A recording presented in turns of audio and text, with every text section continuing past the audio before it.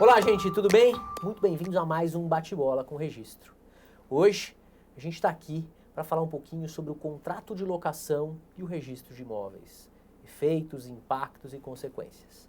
Com isso, eu tenho o prazer, a grande alegria, a grande honra de estar aqui ao lado do Dr. Ivan, mais uma vez nos prestigiando, cativo aqui nos problemas mais comuns do registro e nas suas possíveis soluções, que é o que a gente tenta fazer, né, Dr. Ivan? Sim, sempre tentar dar um caminho, pelo menos guiar a discussão, não necessariamente dar a solução, mas a gente tenta encaminhar.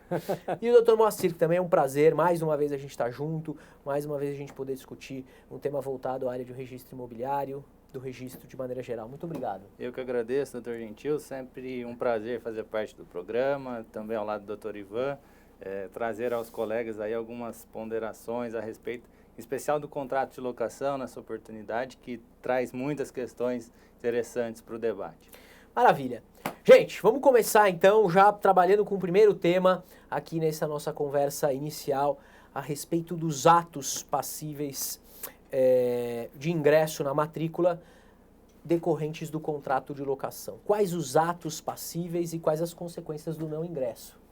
É interessante que no contrato de locação, se a gente, é um padrão muito interessante da gente considerar a confusão que o legislador faz em termos de atos de registro e atos de locação. Acho que é uma figura bem, um protótipo bem interessante para mostrar essa confusão do legislador. O que é registro, o que é averbação, o que é que entra, o que é que não entra, se é direito real, obrigacional, como é que fica tudo isso? Exatamente, né? Ele faz uma confusão tremenda. Até a própria 6.015, ora, é controversa a lei do inquilinato em relação ao ato praticado, de uma maneira que a gente pode tranquilamente, em razão da experiência desse tipo de ingresso no registro de imóveis, né, estabelecer que hoje o que entra na matrícula seria através de ato de registro, né, a cláusula de vigência,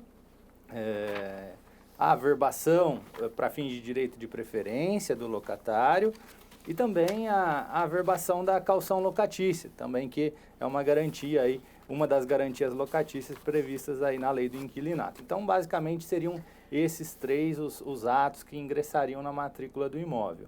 Aí já vem uma questão interessante, para saber qual que é a natureza disso, né? Esse contrato, afinal, ele fica no âmbito do direito obrigacional, no direito real, e aí acho que os civilistas chegaram num acordo no sentido de que é um direito obrigacional, mas ele, ao ingressar na matrícula, ele terá essa eficácia real. Então, ao ponto que, uma vez levado ao folho, seria uma obrigação com eficácia real. Então, acho que basicamente seria esse o cenário inicial, da gente iniciar os debates aqui. Agora, é um tema que sempre remete a novas discussões. Há sempre aquela celeuma a respeito de ser o rol dos direitos inscritíveis no folho taxativo, ato de averbação, ato de registro, ser exemplificativo ou não. Há sempre essa polêmica. Mas não pensando no registrador, pensando no leigo, pensando Sim. no usuário. Se ele chegar com um contrato de locação no registro e dizer, olha, o que eu posso fazer? Quais são os atos que eu posso realizar? Quais são as garantias que eu posso me valer para que ocorra o ingresso do contrato de locação no registro? São três as situações. Perfeito, sim. Exatamente. Né, Ivan? Bom, eu queria cumprimentar meus companheiros aqui, sempre um prazer participar. Sempre muito bom, viu? E esta questão é muito boa, porque o contrato de locação, quanto ao seu ingresso no registro de imóveis, ele tem uma especificidade que o distingue um pouco da maioria dos títulos que ingressam no registro de imóveis. Porque a maioria dos títulos que vão ao registro de imóveis, né, e vão pensar então, por exemplo, uma compra e venda, uma permuta, uma doação, eles entram no registro de imóveis como negócios jurídicos causais de uma transmissão ou de uma construção do direito imobiliário. O contrato de locação não é assim. Ele não é causa de uma mutação real propriamente dita. No entanto, eu tenho no contrato de locação, ou melhor, eu nem sempre tenho, eu posso ter no contrato de locação alguns elementos que têm a tal da transcendência real, quer dizer, que vão acabar vinculando terceiros, né? No nosso do direito, nomeadamente a preferência e a vigência, a permanência do contrato, sim, mesmo depois que eventualmente se aliene a propriedade ou o que seja, não é? Então, estas duas situações, como bem disse o Moacir, são situações aí de uma obrigação com eficácia erga omnes, com eficácia real, enfim, varia muito aí a terminologia empregada pela doutrina, às vezes com o mesmo sentido, às vezes com sentidos distintos, né? Mas então eu tenho situações nas quais eu tenho alguma oponibilidade de um elemento do contrato de locação. A caução já é um pouco diferente, né? Agora, também aí na caução tem uma polêmica tremenda, porque será que eu tenho na caução propriamente um direito real? Né? E se for, de que natureza? Isso a gente vai explorar melhor mais para frente. Mas a caução já se distingue um pouco, porque ela não é só a atribuição de eficácia erga omnes, um elemento do próprio contrato. Ela é outra coisa, né? Ela vai implicar algo que onera o bem de maneira mais intensa do que a preferência e a cláusula de vigência. Né? Nesse tema até eu acho interessante, me parece uma lição bem que acomoda um pouco essa discussão, essa polêmica entre ser taxativo, exemplificativo, o rol lá de atos registráveis e averbáveis. O desembargador Francisco Loureiro, ele traz uma ideia assim mais aplicável à tipicidade dos direitos reais, né? Então ele diz lá, o rol dos direitos reais, ele é taxativo. Talvez a expressão mais ideal para aplicar seria falar em tipicidade dos direitos reais. Eu acho que esse raciocínio a gente pode transportar para os atos averbáveis e atos registráveis. De que modo? Olha, basta que haja a previsão em lei em sentido formal, a respeito do ingresso do ato no fólio real.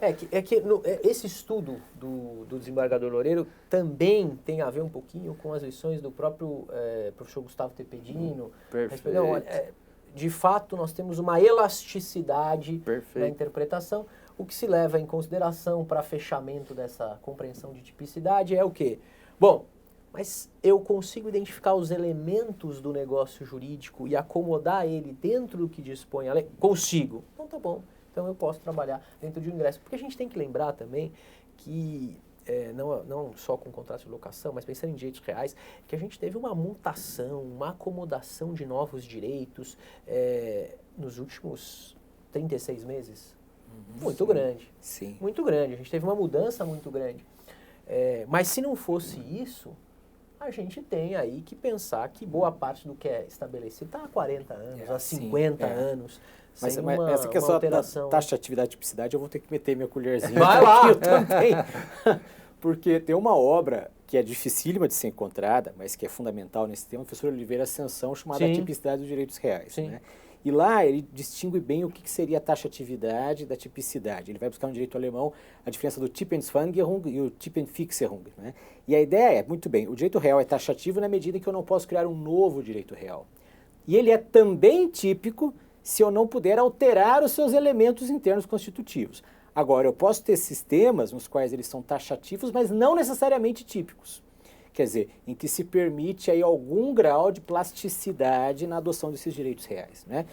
Bom, se nós temos um direito real que, por definição, é taxativo e não é típico, é a servidão. Exato. Porque a servidão, nós temos ali na lei quais são seus elementos mínimos, mas a nossa lei, e no direito romano era diferente, o direito romano eram também típicas, mas a nossa lei, eu não tenho ali quais são as modalidades possíveis de servidão. Nós temos algumas, mas não é... No direito romano falava, olha, esgotado, é passagem, é retirar água, é aqueduto, tinha uma lá de poder queimar cal no terreno do outro, quer dizer, e eram aquelas. O nosso direito não faz assim, então elas são taxativas, porque eu não posso criar um novo direito real, mas as servidões em si não são. Então não é um direito real típico. E esse ponto foi utilizado recentemente para poder tratar da multipropriedade antes da mudança legislativa. Quer dizer, quando o Superior Tribunal de Justiça reconheceu a existência da multipropriedade, independentemente de previsão legal específica, se dizia muito bem. Isso. É porque a propriedade é direito real, portanto eu não posso criar um novo direito real, mas não há tipicidade, quer dizer, eu tenho uma plasticidade possível aí. E a discussão foi grande, foi muito por grande, maioria. Muito longa, sim. Então, assim, só para fechar, e esse ponto de discussão especial do professor Tepedino e também do desembargador Loureiro tem a ver com a questão nós estamos fugindo totalmente da contratação, né? Mas tem a ver com a questão da promessa de permuta. Sim. E aí acelera, promessa de compra e venda, promessa de permuta e tal. Mas voltando para a locação. Exatamente.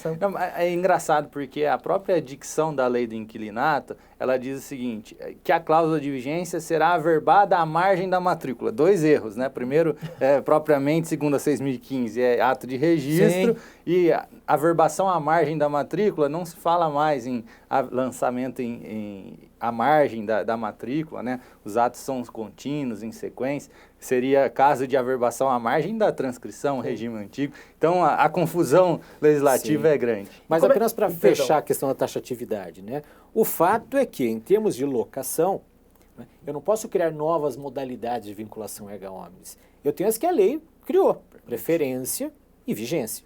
Né? Eu não poderia criar uma nova modalidade que eu pretendesse atribuir algum tipo de vinculação erga omnes, ali de cláusula, né, e levar ao registro. Isso não é possível, porque então aí a taxatividade muito bem impediria esta criação de uma nova hipótese de vinculação erga omnes. Então é isso que nós temos, né? E é essas que poderão ser levadas ao registro. Não me parece que eu possa criar uma nova modalidade de vinculação que não sejam já as previstas em lei. Qualificação. Como funciona a qualificação do contrato de locação no registro de imóveis? Pois é. Então, justamente em razão das finalidades, como o Ivan bem mencionou há pouco, os objetivos colimados na lei para fins de publicidade no RI desse contrato de locação, tem-se entendido que a qualificação ela pode ser um pouco mais branda, né? mais leve em relação ao ingresso, principalmente dos atos da cláusula de vigência, o registro da vigência e da verbação da preferência. A caução, de fato, me parece um pouquinho fora desse cenário. A qualificação deve ser como de rigor mesmo. Agora, é interessante nesse cenário a gente trazer também ao debate a previsão da própria 6.015 em relação ao ingresso também no RTD. Isso, é exatamente onde eu ia entrar, mas vamos lá. A previsão desse ingresso no RTD também do contrato de locação. Até aí gera essa discussão. Afinal, diz lá o artigo 129 da 6.015 que para fins de eficácia perante terceiros, o contrato de locação será registrado em RTD, à exceção, observada a necessidade do ingresso no RI para fins de publicidade e eficácia real da cláusula de vigência. Até há uma súmula do STF 442 que é bem clara nesse sentido. Olha, registrou no TD, para ter eficácia real a cláusula de vigência é necessário registrar no RI. Então a gente se pergunta, né? Afinal de contas, para que serve esse registro no RTD? A doutrina tem mencionado, para eficácia, para publicidade perante terceiros das demais obrigações constantes no contrato. Mas acho que fica uma zona um pouco cinzenta aí para tratar de uma maneira mais objetiva qual a finalidade desse registro no RTD. Não sei o que os colegas pensam. Bom, eu acho que aí teria duas saídas. Ou a gente deveria entender que para registrar no RI, necessariamente deveria primeiro ter registrado no RTD, mas não me parece razoável e não é aplicável, não há essa imposição. Né? Ou então, porque o RTD vai agregar oponibilidade a alguma coisa que o RI não agrega. Mas a nossa legislação não prevê nenhuma outra hipótese de oponibilidade erga omnes no contrato de locação, além da vigência e da preferência. Então, de fato, para mim também é muito obscura essa previsão de que oponibilidade é essa que agrega. E no fundo é desconfortável para o interessado, né? Porque assim, sim, pensando um termo muito atual e tal, mas pensando no homem médio, meu Deus do céu, você acha que no contrato de locação ele vai correr atrás dessa peregrinação de publicidade, que a gente sabe que é uma publicidade difícil muitas vezes, né? É claro. A compreensão de publicidade para o interessado, para o leigo, para o usuário de maneira geral, é sempre desconfortável. Sim. Me parece que se a gente for ter uma perspectiva tradicional do direito contratual, da relatividade dos efeitos, etc., sem previsão legal de mais alguma possibilidade de oponibilidade, não há nada que o RTD vá agregar em termos de publicidade deste registro.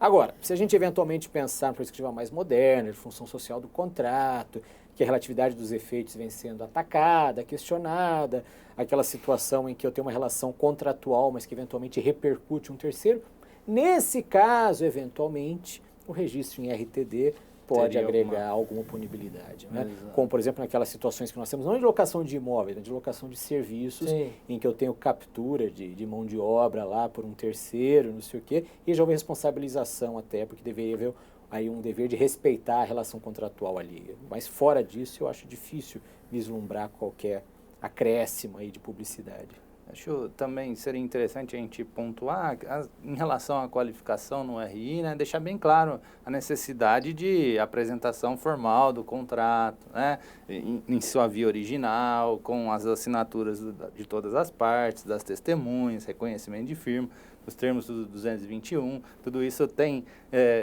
muita experiência já na jurisprudência aqui de São Paulo, sim, que cada vez mais é firmada nesse sentido. E qual o limite de... Não digo nem de valoração, mas qual o limite de análise das cláusulas contratuais do contrato de locação? Olha, aqui tem um ponto muito interessante e muito prático também, isso agora que eu vou falar. Muito bem. A compreensão da jurisprudência aqui de São Paulo, e já desde muito tempo e é muito razoável, é mais ou menos a seguinte, que a preferência é efeito de qualquer contrato de locação. Eu não tenho que ter uma cláusula de preferência para poder levar a preferência ao registro de imóveis.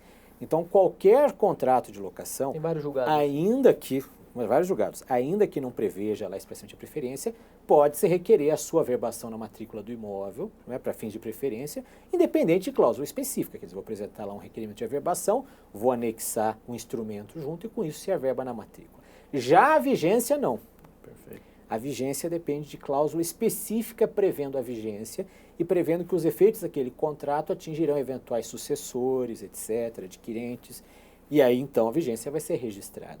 Então, sem cláusula de vigência, né, eu posso levar o contrato RI para fins de preferência, mas não de vigência. Exatamente, não, perfeita observação. Em relação ao registro da vigência, há necessidade de cláusula expressa nesse sentido, o que não se verifica no caso do ingresso para fim de preferência. Perfeito, Ivan. Eu concordo e tem sido bem essa a tônica dos julgados aqui, sim, em São Paulo, né? Então, é importante a gente deixar claro isso. E afinal de contas, qual que é o efeito da vigência, né? Se eventualmente o locatário deixar de levar a registro, em que ele pode ser surpreendido?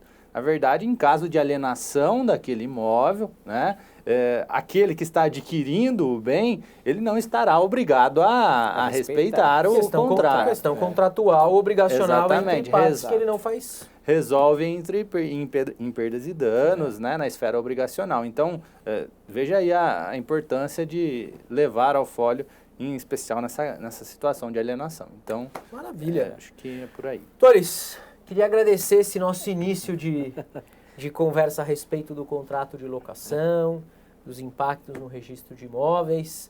Desejando aí a todos uma ótima semana de estudo. Muito obrigado, doutor Ivan. Muito obrigado. Eu que agradeço. E até a próxima para a gente continuar com o nosso assunto aqui. Até mais. Até mais. Tchau, tchau.